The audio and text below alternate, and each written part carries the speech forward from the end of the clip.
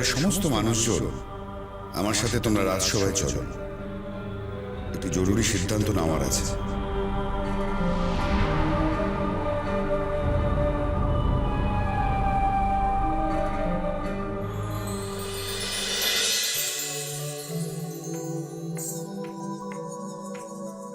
কিরণমালা,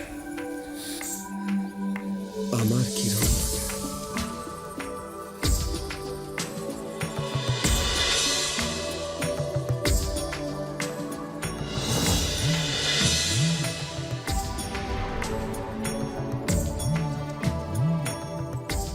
কিরণমালা, কি হলো?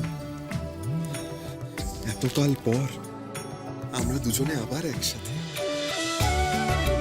এখন তো আমরা আমাদের অমৃতনগরীতে ফিরে এসেছি কিরণমালা। এখন আমরা সুরক্ষিত। তাহলে কিসের দুর্ভাবনা ঘিরে আছে তোমাকে?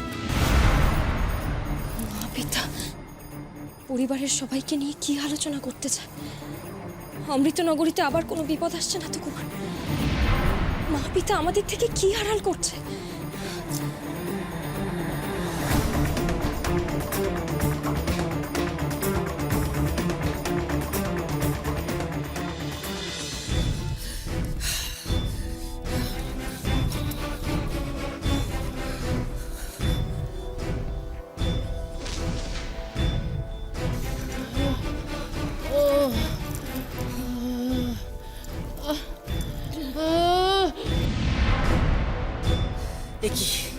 কি ব্যাপারটা কি?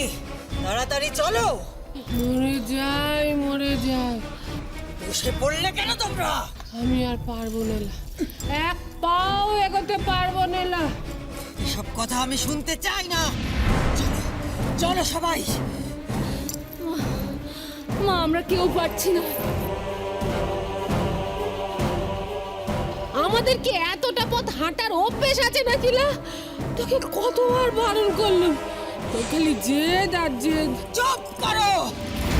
কিরণমালাকে যতক্ষণ না আমি শাস্তি দিতে পারছি আমার শান্তি নেই। তুমি কিরণমালাকে শাস্তি দেবে? তোমার পথে চলে আমাদের আজ এই হাল হয়েছে।